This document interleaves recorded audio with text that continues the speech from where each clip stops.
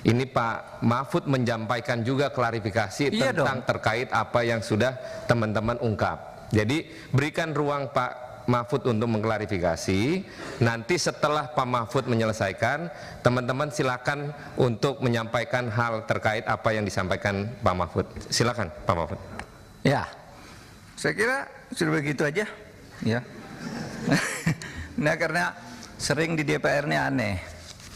Kadang-kadang marah-marah gitu, nggak taunya Markus dia. Marah ke Jaksa Agung, ngomong nantinya datang ke kantor Kejaksaan Agung titip kasus. Pimpinan mohon dicatat ya. Saya interupsi pimpinan. Interupsi pimpinan. Saya kira ini tidak relevan. Silakan. Interupsi pimpinan. Ya. Silakan Pak Habib, silakan. Apa? Saya kebetulan pimpinan Mahkamah Kehormatan Dewan, pimpinan. Ini konten saya minta parlemen Pak ini. Mahfud, apa memang benar ada data yang soal Markus anggota DPR, disampaikan saja sekarang. Nanti Saya sampaikan sekarang. lanjuti. Ya. Disampaikan saja. Ingat peristiwa di Kampung Maling, Ustadz di Kampung Maling. Saya kira saya sama Pak Beni masih ada di sini. Ya. Kan saya tadi nyebut DPR, nggak nyebut saudara. Pada waktu itu Jaksa Agung Abdurrahman Saleh dicecar habis-habis, ditanya seperti ini, dibilang Bapak ini seperti Ustadz di Kampung Maling, Bapak baik tapi di lingkungan Bapak jelek. Ya kan, ingat kan? Itu tanggal 17 Februari 2005. Berarti bukan di periode ini Pak Mahfud? Bukan. Oh, bukan kewenangan saya. Ya, tapi lihat fenomenanya. Nanti saya tunjukkan. Alhamdulillah. Ya. Tahu-tahu apa enggak? Sidangnya Di periode ini ada enggak? Kenapa? Di periode ini ada enggak yang Markus anggota DPR? Saya tidak akan nyebut itu. Saya memberi contoh di DPR ada yang seperti itu. Enggak. Ada enggak, Pak? Enggak, saya enggak berhak, enggak wajib menjawab saudara. Kalau ada sih kita tidak lanjuti, Pak. Nanti saya beritahu saudara. Kan Pak jangan nanti Pak. Kalau sekarang ada datanya enggak mumpung terbuka. Enggak, saya terbuka sekarang. Waktu itu ada. Pak Jaksa Agung tahu enggak? Yang itu marah itu ada.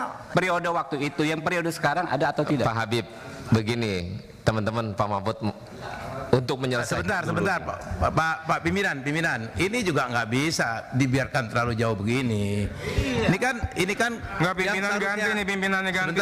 Sebentar. Ini gini. Pimpinan ganti. Teman-teman. Yang bener Ron. Teman-teman. Ingetin lu yang bener Ron. Dari saya selesaikan dulu saya ya. Ya.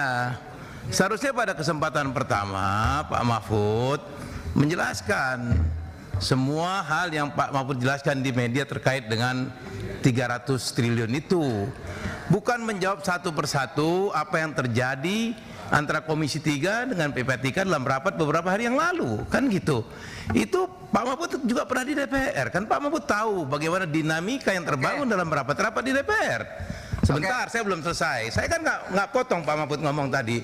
Saya mendengar dengan seksama apa yang disampaikan Pak Mahfud. Gantian dong. Sekarang saya ngomong. Ya. Saya kira kalau Pak Mahfud melakukan cara seperti yang kita dengarkan tadi, kan Pak Mahfud menjudgment teman-teman. Lepas dari itu benar salah itu nanti kita bisa uji. Tetapi rapat kita hari ini bukan untuk itu. Rapat kita hari ini untuk mengklarifikasi kontroversial yang sudah terlanjur berkembang di masyarakat terkait dengan 300 triliun itu. Tidak satu pun poin dari awal Pak Mahfud menyampaikan penjelasan Pak Mahfud dalam rapat ini yang terkait dengan soal itu. Satu-satu Pak Mahfud mengomentari jalannya rapat antara kami dengan PPATK, khususnya yang disampaikan oleh Terry, yang disampaikan oleh Saudara Arsul dan Saudara Beni. Ini kan jadi lari dari maksud dan tujuan rapat kita pada hari ini. Dan pimpinan juga punya kewenangan untuk menjaga lalu lintas rapat ini agar berlangsung sesuai dengan apa yang kita inginkan, gitu loh. Saya kira itu. Saya belum berkomentar terlalu jauh, tapi kira-kira rapat ini harus berjalan sesuai dengan tata tertib yang berlaku di DPR. Terima kasih Pak Mulfahri. Pak Mulfahri dan teman-teman, namanya kita mengundang rapat yang bersangkutan sebagai Ketua Komite Nasional dengan kontroversi yang ada. Tapi kalau akhirnya yang bersangkutan menjelaskan dulu dengan apa yang terjadi, dengan mengklarifikasi yang terjadi belakangan terakhir, tidak salah sebenarnya. Nanti kalau selesai dia mengklarifikasi Pak Menko, baru kita tangkepin Pak, supaya apa yang menjadi klarifikasi Pak Mahfud ini bulat. Bukan berarti nanti interupsi.